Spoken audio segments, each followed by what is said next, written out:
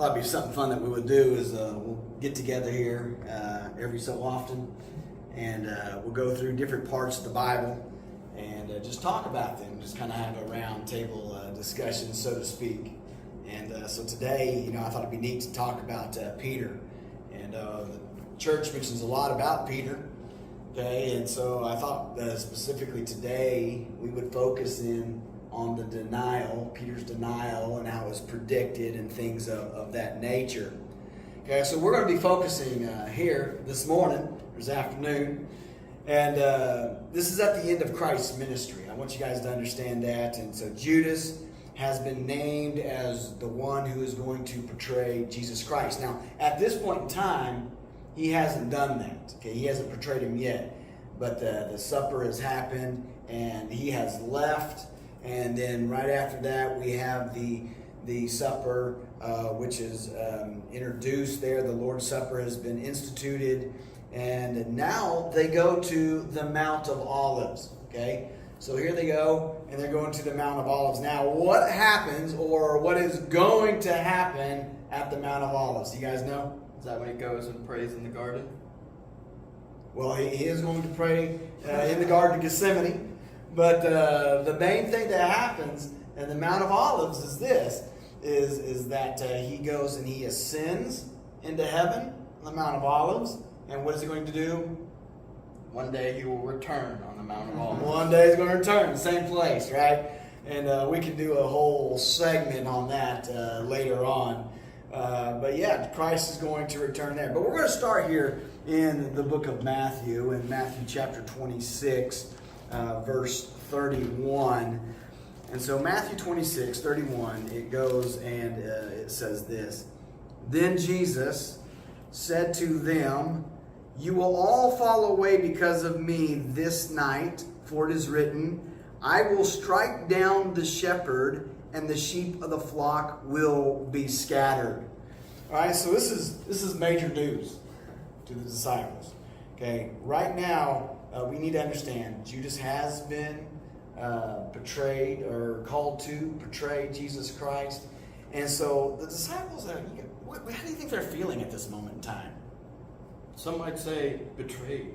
Betrayed. Yeah, they're in shock, right? They're feeling betrayed, and they don't understand what's going on. This is like an all-time low in the disciples' life. I mean, we can talk about disciples' life. They're like the all-time high is Luke chapter 9 and 10, when they're given power by Christ to go out and cast out demons and do all these things, preach the gospel. Okay, but this here is the all-time low.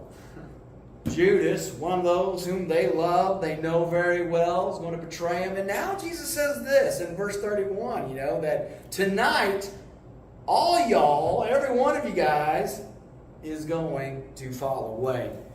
Okay? And so, verse 32 and 33, okay, it says this. But after I have been raised, I will go ahead of you to Galilee. But Peter said to him, even though all may fall away because of you, I will never fall away. Okay, and so here, Peter, what does he do after hearing these words? What does he do? He's like, they may fall away, but I'm staying. That's right, man. He's like, okay, listen to me, Jesus.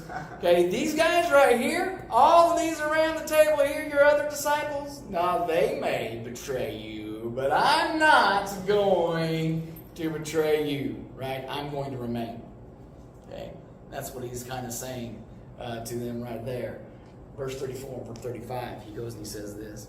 Jesus said to him, truly I say to you, that this very night before a rooster crows, you will deny me 3 times. Peter said to him, even if I die with you, I will not deny you. And all the disciples said the same thing too. All right. Here Jesus tells Peter that he is going to deny him how many times? 3. 3 times. Not once. Not twice. But 3 times. How do you think how do you think Peter is feeling at this point in time? Even more hurt. that Jesus would think he would betray him not once, not twice, but 3 times. Absolutely, man.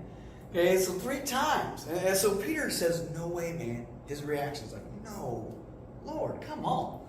You got to be kidding me. There's no way I'm going to deny you 3 times. Okay, even if all of these guys do it, I am not. I am even going to die. If I have to die with you, I am going to die with you rather than deny you. Well, what is the last sentence in verse 35? What does it say? All the disciples said the same thing too. Yeah, that's right. That's right. They're all like, well, hey, we're not going to let Peter have all the credit here. Come on, man. we agree with Peter, man. Okay, we are all going to do this. Okay, and so here's the thing we want to understand here. So here we have, it is predicted that Peter is going to deny Christ. Peter does not think that it is possible to deny Christ, right? He's like, man, I have seen too much. I've witnessed too many things, that I am not. There's no way that I'm going to deny him. But here's the thing, that we know that he does deny Christ, right? Okay, and there are times when we're like, look, man, I'm on Team Jesus, right? There's no way I'm going to go against Christ. But you know what? There are times when you and I are going to do the unthinkable, okay? And we will fall in these times of trials. And we're like, hey, I can handle whatever this situation is. I can handle this. I'm not going to fall. I'm not going to fail, okay? I'm going to do this, okay? But I'm telling you, this is why accountability, we've been touching on accountability during Sundays. This is why it is important to have accountability, okay, is that we are much stronger together, okay? All right, so then we're going to skip ahead a few verses, and we're going to go to where Peter actually denies Jesus. Here, I do believe it's in verse 69. But here, by this time, I just want you to understand something. By this time, Judas is already, they've gone to the Garden of Gethsemane. That has already taken place. Judas has denied Christ. Peter has chopped off the ear of the servant of the high priest. Okay, so he's doing all those things. Okay, Thank you, John, for letting us know it was Peter. Yeah, right. Right, and he does that very well. Okay, and so, but yes, you are right. Jesus has been taken into custody, and trials have begun. All right, and so Peter is sticking around. I don't know where the other disciples are. Okay, I'm not for sure where they are, but I do know that Peter is close by. Okay, and we're going to find out here in verse 69 as we're getting ready to see that he is close by. So in verse 69 and 70 it says this: Now Peter was sitting outside in the courtyard, and a servant girl came to him and said, "You too were with Jesus the Galilean." But he denied it before them all, saying, "I do not know what you are talking about." And so servant girl comes and calls out Peter. Says, "Hey, Peter, you were with him," right? And what does he do? What does Peter do? Denies it. He denies it, right? He's like, "No." Yeah, I like that. No, it wasn't me. Okay, but I really want to point something out to you. He does this in a very polite manner. Okay, the first time he says it, Josiah, what does it say? Read what he says. I do not know what you are talking about. I do not know what you're talking about. Okay, very nice, very cordial. He's probably a little upset, but it's still a very polite way to do it, right? Let's read verses 71, 72. It says this: When he had gone out of the gateway, another servant girl saw him and said to those who were there, "This man was with Jesus the Nazareth." Okay, and again, he denied it with an oath. "I do not know this man." Okay, and so here, again, there's another servant girl, calls him out. What does he do? Denies him again. Denies it. But here it's a little bit more forceful. Okay, he's getting more serious about this. It even says that he denies it with an oath. Okay, I swear, I do not know this man. Okay? That's kind of where it's at now. So the first one, how is he? Nice and cordial. Yeah, more polite, more cordial, right? Now he's a little bit more forceful. Now he's getting more upset. I feel like it may also be because, like the first time, like the girl came up to him, she was basically asking him a question. You too were with Jesus of Galilee, and then this one was more. She said to those who were there, "This man was from Jesus of Nazareth." She wasn't clarifying with him. She was saying it to the people around. So he's got more people he has to worry about. I feel like that might be a reason why his demeanor is slipping. It could very well be. Yeah, I didn't catch that when I was reading it. That's good. That's awesome. That could be very well of why he is a little bit more forceful, I guess, in the way he did it. But we'll read verses 73 through 75. It says this.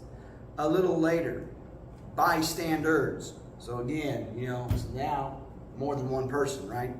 Came up and said to Peter, "Surely you too are one of them, for even the way you talk gives you away." Then he began to curse and swear, "I do not know this man." And immediately a rooster crowed. And Peter remembered the words which Jesus had said, "Before a rooster crows, you will deny me 3 times." And he went out and he wept bitterly. Okay, and so here, again, we have bystanders, okay, and so multiple people, again, as in the second time, are accusing Peter. And so what is his response on the third time? Curses and swears. Yeah, I want to point that out, okay? He curses and he swears. Why is this important? Because they've identified Christ in him by the way he acts and by the way he talks. So in order to separate himself from God, he starts swearing and cursing, kind of trying to remove himself from Christ. That's exactly right. That's exactly right. Cursing and swearing was the furthest thing that Peter could do to separate himself from Christ. Christians did not curse and swear. I've had people come up to me and say, "Hey, it's okay to curse. It's okay to swear. As a Christian, it is okay to do that." So Peter cursed and swore. I want you to understand this. He cursed and swore because he knew that those who followed Christ did not do these things. Okay, so is it okay to curse and swear as a Christian? No, I don't believe it is.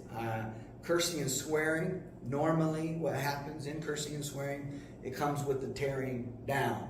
Okay, so you're tearing people down.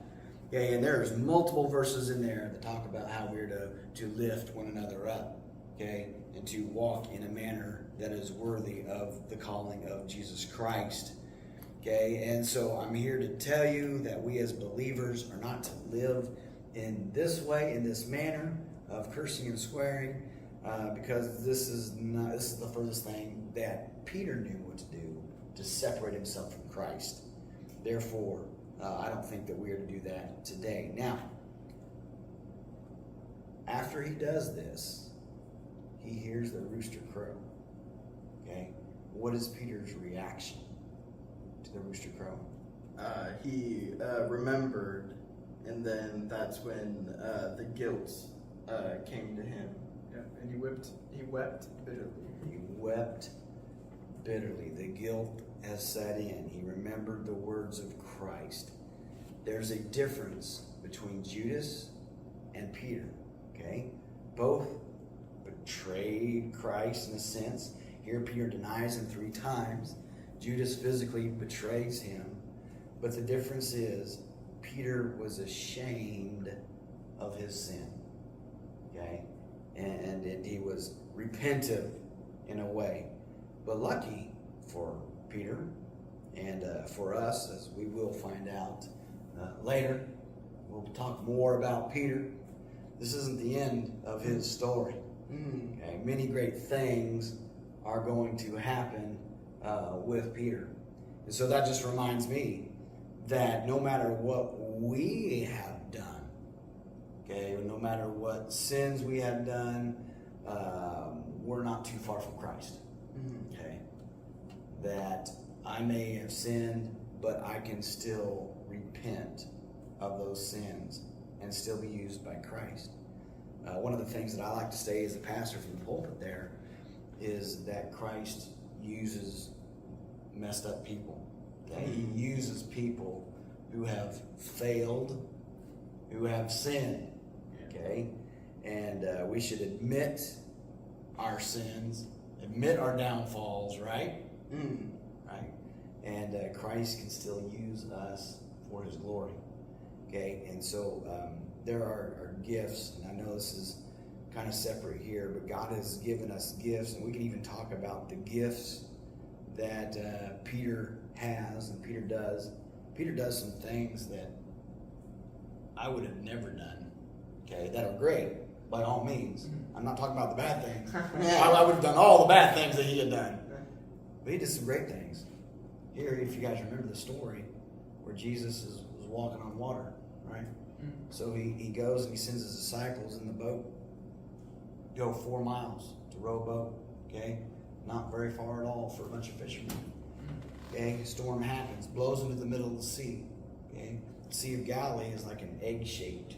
Okay, it's kind of like that, and they're at the very, very top. So when it blows them to the middle, they're all the way down here. They're a long ways off course. Okay, and so Jesus comes walking on water, right? And they think that Jesus is what? A ghost. A ghost, man. It's a spirit walking on water, man. And he says, no, it is me. You know, it is the Lord. And so what does Peter say? It's really you. Let me walk on the water with you. It was like, call me out Yeah. into the water. Right? I don't know about you. There's no way that I would do that. I love fishing. I love boats. I do not like to be outside of a boat in the middle of the lake. Okay, I don't know about you. Yeah, but that's not me. Yeah. But he says, hey, Lord, if it really is you, call me out. And so what does the Lord do? Calls him out. Peter, come to me. Right? Come on out. And what does Peter do? He comes on out. He steps on out of that boat, man. I mean, that's just amazing to me. Here he goes, and he just steps right out of that boat. I was like, what? Yeah, I'll be like the other disciple. I'll be like, dude, you are crazy, my man. And so here he steps out. And I want you to see something here and notice something there. That everything was good for a while. But the verse says, and if I knew where it was, I'd take you to it right off the top of my head.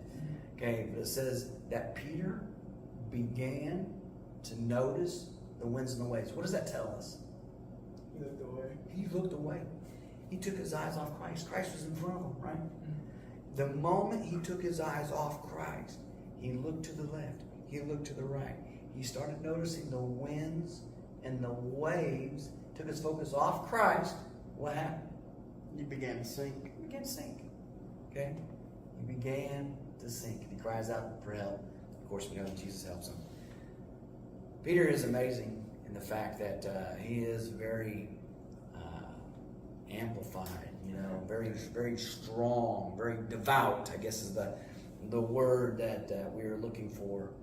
And we need to be that way, and that is a good gift to have. We see that gift that he has both used for good and for not so good, I guess you could say. Okay, but man, I'm telling you what, we all have gifts, and we all have these talents that God has given us, and we can use those for God, and we're never too far from God. Okay, and that is what I want you to understand, and want you to see that through Jesus Christ, man, all things are possible.